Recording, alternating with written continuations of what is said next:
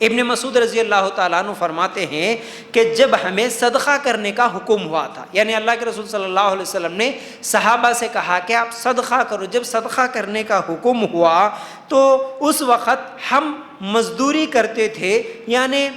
بہت سارے صحابہ اس میں غریب تھے جس کی وجہ سے وہ سارا دن محنت اور مزدوری کرتے تھے۔ اب اسی حالت میں جب ہمیں صدقے کا حکم ہوا تو ہم میں سے کئی صحابہ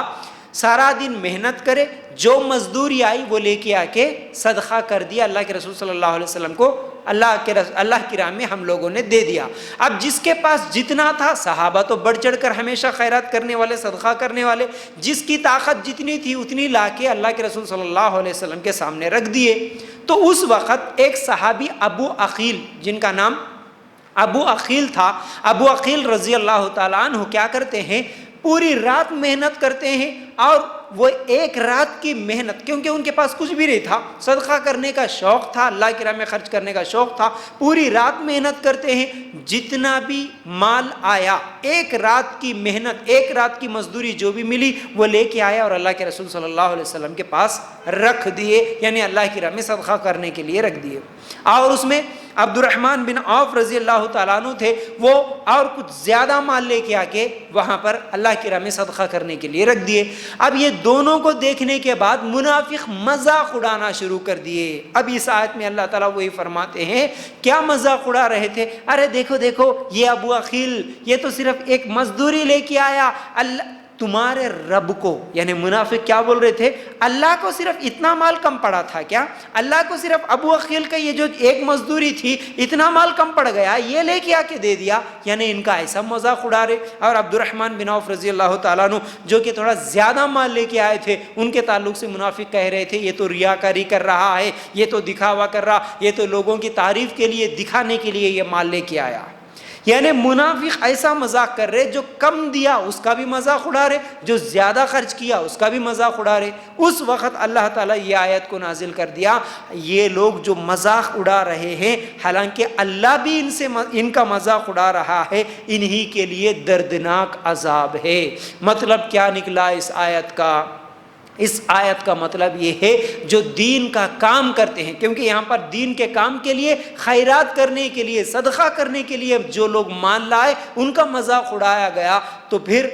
جو بھی دین کا کام کرتا ہے، نیکی کی طرف لوگوں کو بلاتا ہے، لوگوں کو برائیوں سے روکتا ہے، جو یہ کام کرنے لگے اور اس کو دیکھ کر جو لوگ مذاق اڑائے اس کا، وہ بھی منافقین کی صفت ہے۔ اللہ کے لیے غور کرنا اس بات پر۔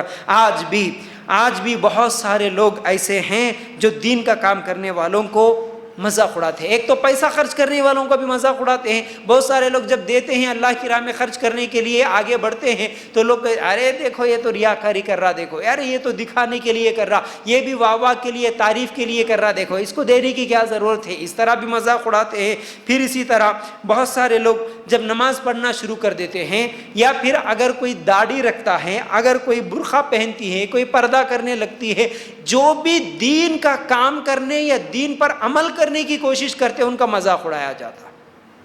اب ان کے مذاق اڑانے اور ان کے تانے دینے کی وجہ سے کئی لوگ اس عمل کو چھوڑ دیتے ہیں، علم نہیں ہونے کی وجہ سے۔ اگر کوئی داڑھی رکھا فوراً بول دیتے ہیں کیا جی ابھی بوڑھے ہو گئے، کیا ابھی تم کو کیا ضرورت ہے، ٹھیک ہے وہ۔ پھر اسی طرح اگر کوئی نماز پڑھنے لگ گیا، ہاں پرسوں تک یاد نہیں آیا، آپ کیا بہت ہی بڑی بڑی باتیں کر رہے، نماز کے لیے جا رہے، اس طرح مذاق اڑانا۔ پھر اسی طرح خاص طور سے دین کا کام کرنے والے داعی اور دعویٰ سینٹرز جہاں پر بھی ہوتے ہیں، وہ لوگ اپنے ماحول کو دیکھ کر، اپنے معاشرے کو دیکھ کر، جو بھی ماحول اور معاشرے میں برائیاں ہو رہی ہے وہ اپنی آنکھوں سے دیکھتے ہیں، اسی معاشرے میں پلے بڑے ہوتے ہیں، اس چیز کو محسوس کرتے ہیں کہ ہاں میرے معاشرے میں کتنی برائیاں ہیں، ہاں میرے ماحول اور میرے خاندان، میرے رشتہ دار، میرے آس پاس میں کتنی خطرناک بیماریاں ہیں، لوگ اسلام سے کتنے دور ہیں، قرآن و سنت سے لوگ کتنے دور ہیں، شرک میں پڑے ہوئے ہیں، بدعت میں پڑے ہوئے ہیں، کئی لوگوں کو کلمہ نہیں معلوم، کلمے کا ترجمہ تک نہیں معلوم ہے لوگوں کو۔ ایسا کیوں ہو رہا ہے؟ یہ ایک تڑپ کے ساتھ، اس ایک جذبے کے ساتھ جب وہ دین کا کام کرنے کے لیے آگے بڑھتا ہے تو جب اس کا مذاق اڑایا جاتا، پھر اس کا مذاق اڑایا جاتا۔ اور جو بھی دعویٰ سینٹرز کھولتے، خاص طور سے کئی لوگوں کو میں نے بولتے ہوئے سنا کہ جو بھی دعویٰ سینٹر کھلا اس کے تعلق سے یہ کہتے ہیں کہ دیکھو یہ ایک نئی دکان کھلی، دیکھو یہ نئی دکان کھول لیا، مطلب وہ یہ سمجھتے ہیں کہ یہ اصل صرف میں پیسے سمیٹنے کے لیے، مال جمع کرنے کے لیے، دنیاوی کوئی کام نہیں کرتے، یہ بالکل نکارے ہوتے ہیں، ان کو کوئی کام کرنے کو ہاتھ نہیں ہوتا، اس لیے یہ دعویٰ سینٹرز اور دین کا کام کرنے کے لیے بیٹھ جاتے ہیں۔ ایسا بولنے والے ہزاروں لوگ ہیں ہمارے معاشرے میں، کرتے نہیں۔ ایک تو دین کا کام کرنا، نیکی کی طرف بلانا، برائی سے روکنا، یہ ہم سب کی ذمہ داری تھی۔ اللہ تعالیٰ سورہ آل عمران کی آیت نمبر 110 میں واضح کر دیا، یہ کام کرنا، دعوت دین کا کام کرنا تم سب پر لازم ہے بولا، ہر مسلمان مرد اور عورت کے لیے یہ ضروری ہے یہ کام کرنا بولا، اس کے بغیر جنت میں نہیں جا سکتے، یہ کام نہیں کرے تو جہنم میں چلے جاتے، یہ کام اگر چھوڑ دیے تو تمہاری دعائیں قبول نہیں ہوتی، یہ کام نہیں کریں گے تو اللہ کا عذاب آتا ہے۔ یہ سب قرآنی آیتوں کا مفہوم ہے، آپ لوگوں کے سامنے بتا رہا ہوں، قرآنی آیتوں کا مفہوم ہے۔ یہ کام ہر نبی نے کیا، نبیوں کو بھیجنے کا مقصد ہی یہ تھا، اسی کام کے لیے صحابہ اپنی جان و مال کی قربانیاں دے دیے، اپنی پوری زندگیاں لگا دیے، جنگوں میں چلے گئے، شہید ہو گئے، ہر چیز قربان کر دیے، صرف اسی ایک دعوت دین کے کام کے لیے۔ یہی دعوت دین کا کام آج کرنے والے نظر نہیں آتے،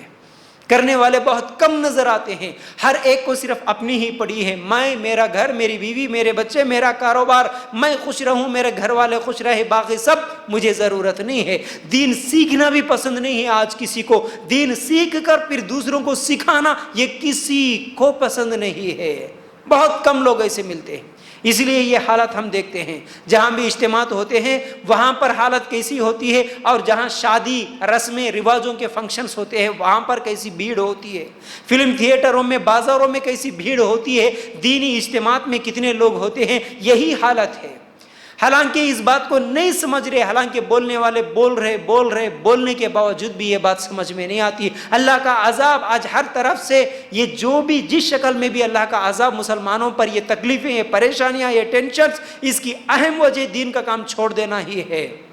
اور معاشرے میں جو برائیاں ہم دیکھتے ہیں، زناکاری، سود خوری، شراب پینا، لڑائیاں، جھگڑے، گھر تباہ برباد، میاں بیوی کے جھگڑے، طلاق کی نوبتیں، مار پیٹ، قتل، غارت گری، یہ ہر چیز مسلمانوں میں موجود ہے۔ یہ سب کیوں؟ کیونکہ دین کا علم نہیں ہے، دین نہیں سیکھے۔ اچھا، ان کو سکھایا بھی نہیں گیا، ٹھیک ہے بھئی، کوئی سکھانے کے لیے آگے آیا تو اس کا سپورٹ بھی کرنا چھوڑ دیے، بلکہ اس کا مذاق اڑانا شروع کر دیے، تو پھر کون آگے بڑھے گا؟ کتنے ایسے لوگوں کو ہم نے اپنے آنکھوں سے دیکھا جو دین کا جذبہ لے کے اٹھے تو اس کا کوئی سپورٹ کرنے والا نہیں تھا، کیونکہ اس کے بھی تو اپنے اخراجات تھے، وہ بھی تو سب کچھ چھوڑ کر اپنی عیش و آرام کی جو زندگی الگ سے ہوتی ہے وہ بھی محنت کر سکتا ہے، وہ بھی کاروبار کر سکتا ہے، وہ بھی کچھ بھی کر سکتا ہے، لیکن اس کے اندر ایک جذبہ کہیں سے اللہ تعالیٰ نے اس کے دل میں ڈال دیا، وہ ایک تکلیف، ایک فکر لے کے اٹھا، تو اس کو سپورٹ کرنا تو چھوڑو، آج اسی کے اوپر الزامات لگاتے ہوئے کئی لوگوں کو ایسے ان کے اوپر الزام لگا کے ان کا کام بند کروا دیے، بیچارے سب کچھ چھوڑ کے، دعویٰ سینٹر چھوڑ دے کے، دین کا کام چھوڑ دے کے، پھر وہی محنت و مزدوری کرتے ہوئے زندگی گزار رہے۔ اب سب لوگ ایسے ہی کرے تو پھر یہ کام کیسے آگے بڑھے گا؟ اللہ کے لیے غور کرنا۔ ہاں بولنے والے ہیں، اور لوگوں کا کہنا یہ نہیں بھائی بولنے والوں کی کمی ہے، کہ ہاں بولنے والے ہیں بھائی، بہت ہے بولنے والے، لیکن بولنے والے صرف مسجدوں میں بولتے ہیں، مسجد سے ہٹ کر نہیں بولتے۔ بولنے والے صرف مسجد کے ممبر پہ ٹھہر کے بولتے ہیں، اپنے ہی لوگوں کے سامنے بولتے ہیں، اپنے ہی مسلک، اپنے ہی کیا بولتے ہیں جماعت، اپنے ہی قریبی لوگ، اپنے ہی دوستوں کے سامنے بولتے ہیں۔ ارے جس کو علم نہیں ہے، جو ابھی شرک میں پڑا ہوا، درگاہوں میں، تعویذوں میں پڑا ہوا ہے، جو اسلام کا دشمن بنا ہوا ہے، غیر مسلم ہے، اس کو قرآن کیا ہے نہیں معلوم، اللہ کے رسول صلی اللہ علیہ وسلم کی حدیث کیا ہے، پیارے تعلیمات کیا ہے، یہ بھی نہیں معلوم۔ اور ہمارے نوجوان جو کہ بالکل نمازوں میں آتے بھی ہیں تو جمعہ کے دن صرف نماز پڑھ کے چلے جاتے ہیں، اب اس کو دین کی بات سننا پسند نہیں ہے، تو اس کے قریب جا کر اس کے اپنے انداز میں اس کو سمجھانے والا کون؟ گاؤں اور دیہاتوں میں جا کر، ان کے گھروں میں بیٹھ کر، ان کے اپنے گھروں میں جا کر ان کو سمجھانے والا کون؟ کہاں ہے پھر؟ اگر نہیں ہے تو پھر جو کرتا ہے کم از کم اس کا تو ساتھ دے، اگر ساتھ بھی دینے نہیں آتا تو کم از کم اپنی زبان تو بند رکھیں، وہ کام کر رہا ہے تو اس کی تعریف بھی کرنا، اگر نہیں جانتے تو کم از کم خاموش تو رہے۔ ویسا نہیں ہے، آج ہمارا ماحول منافقانہ صفت، منافقانہ صفت آج لوگوں کے اندر، حسد، جلن، کوئی کام اچھا کر رہا، ارے وہ فیمس ہو گیا، ارے اس کا نام بڑا ہو گیا، ارے وہ تو یہ کر رہا، وہ تو پیسے کما لے رہا ہوں گا، یہ سب چیزیں حسد، جلن، بدگمانی کی وجہ سے اس کے کام کو اور اس کو ہر چیز کو روکنے کی کوشش کرتے ہیں۔ اللہ تعالیٰ فرماتے ہیں دین کا کام کرنے والوں کا مذاق اڑانا، ان کے اوپر طعنہ زنی کرنا، الزام لگانا، یہ منافقوں کی صفت